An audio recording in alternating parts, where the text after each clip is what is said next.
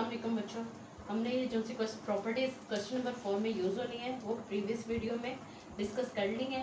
अगर आपको समझ अगर आप देखना चाहते हैं तो प्रीवियस वीडियो में जाके आप उन सारी प्रॉपर्टीज़ को एक मरतबा देख सकते हैं। अब हम सवाल क्वेश्चन नंबर 4 को सॉल्व करेंगे। क्वेश्चन नंबर 4 में उन्होंने क्या कहा है, name the properties of the following. Okay, first question क्या है हमारे पास, a plus 4 plus b equal a plus 4 plus b. अब देखिए बेटा, इसमें उन्होंने क्या कहा है, तीन वैल्यूज़ हैं हमारे पास जो कि ऐड अप हो रही है।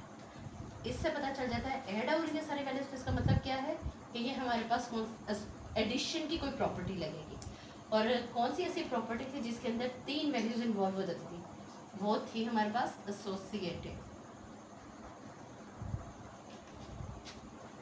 Associative property of addition. ठीक है बेटा, क्योंकि सारी वैल्यूज ऐड अप हो रही हैं तो और थ्री वैल्यूज भी इन्वॉल्व हो रही हैं, तो ये कौन सी प्रॉपर्टी होगी, associative property of addition. Second है हमारे पास question, √2 plus √3 equal √3 plus √2। Okay बेटा, प्रीवियस वीडियो में हमने देखा है कि अगर हम कोई भी वैल्यूज़ को ऐड करें और उनकी जगह भी रिप्लेस कर दें बेशक, तो उससे आंसर में कोई फ़र्क नहीं पड़ता। तो ये कौन सी प्रॉपर्टी होगी, कोमोटेटिव प्रॉपर्टी ऑफ, ये ऐड हो रही है तो एडिशन। ठीक है बेटा, अब थर्ड क्वेश्चन में क्या उन्होंने कहा हुआ है हमें, x माइनस एक्स इक्वल 0। अच्छा बेटा, ये हमने कहाँ पे देखा था कि दो वैल्यूज़ को हम जब ऐड अप करते हैं तो उसका आंसर 0 चला जाता है। तो ये कहाँ हुआ था, इन्वर्स प्रॉपर्टी। इन्वर्स में हमने देखा था ना कि हम कोई भी वैल्यू का ऑपोजिट अगर उसके अंदर ऐड कर दें, जैसे कि यहाँ पे क्या हो रहा है, x प्लस माइनस एक्स, तो वो हमारे पास 0 चला जाता है। Inverse property of addition. ठीक है बेटा, नेक्स्ट क्या है, a into b plus c equal a b plus a c. Okay बेटा, अब देखें, इसमें हमने प्रीवियस वीडियो में ये भी पढ़ा है कि जब हमारे पास दो वैल्यूज़ लेफ्ट साइड पे ऐड हो रही हो तो हम उनको इस फॉर्म में लिख लेते हैं। तो ये क्या आएगा, ये लेफ्ट साइड पे आ रहे तो ये लेफ्ट डिस्ट्रीब्यूशन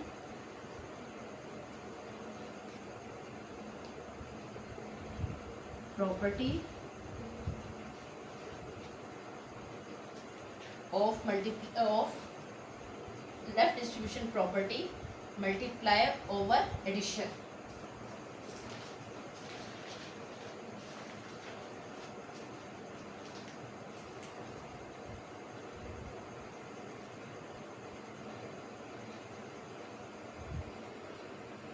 ओवर एडिशन, ठीक है, एडिशन।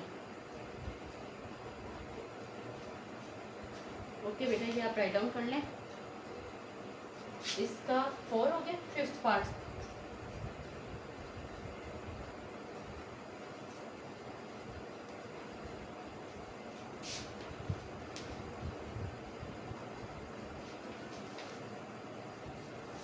फिफ्थ पार्ट है हमारे पास 16 प्लस 0 इक्वल है 16। अच्छा बेटा, हमने ये भी पढ़ा था कि अगर हम कोई भी वैल्यू को ऐड करें और आंसर पे कोई फ़र्क ना पड़े तो ये कौन सी प्रॉपर्टी होगी, आइडेंटिटी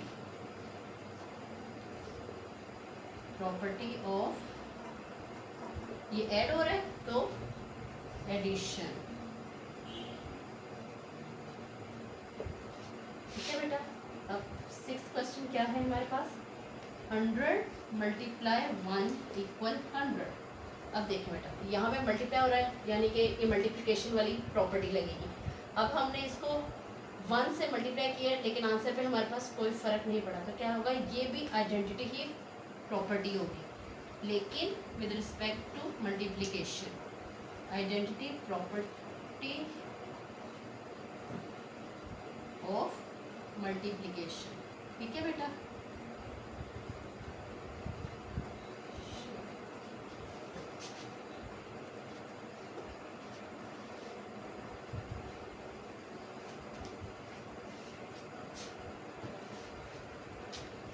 नेक्स्ट क्वेश्चन है हमारे पास 7th पार्ट है, 4 into 5 into 8 equal 4 into 5 into 8।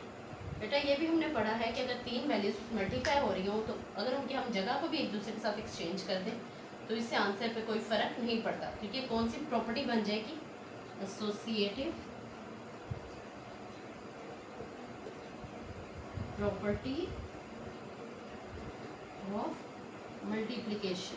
ठीक है बेटा, इक्वेशन। और लास्ट पार्ट है इसका, ए बी इक्वल है बी ए के, यानी कि अगर हम दो वैल्यूज़ को मल्टीप्लाई करें और उनकी जगहों को भी अगर आप पीछे कर दें तो उससे आंसर में कोई फ़र्क नहीं पड़ता। जैसे कि 2 मल्टीप्लाई 3 हो या 3 मल्टीप्लाई 2 हो, दोनों सूरतों में आंसर हमारे पास 6 आएगा। तो ये मल्टीप्लाई हो रहे हैं तो ये मल्टीप्लिकेशन वाली प्रॉपर्टी लगेगी। तो मल्टीप्लिकेशन की कौन सी प्रॉपर्टी लगेगी, कोम्यूटेटिव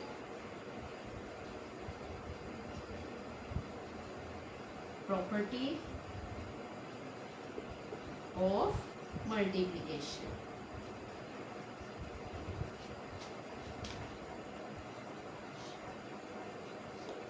ओके बेटा, अब यहाँ पे हमारा क्वेश्चन नंबर 4 कंप्लीट हो गया। आपने इसकी प्रैक्टिस करनी है और उम्मीद है आपको ये टॉपिक या क्वेश्चन अच्छी तरह से समझ आ गया होगा। सब प्रॉपर्टीज़ के बारे में भी सही तरह से मैंने एक्सप्लेन कर दिया है और आप इसकी प्रैक्टिस करें, इंशाल्लाह आपको भी अच्छी तरह से ये आ जाएंगे। और अब हम नेक्स्ट क्वेश्चन सॉल्व करते हैं। होप सो आपको आज का ये लेक्चर अच्छा लगा होगा और समझ भी आ गया होगा। तो इस चैनल को शेयर, सब्सक्राइब और कमेंट कर दें। ठीक है बेटा, ओके, अल्लाह हाफिज़।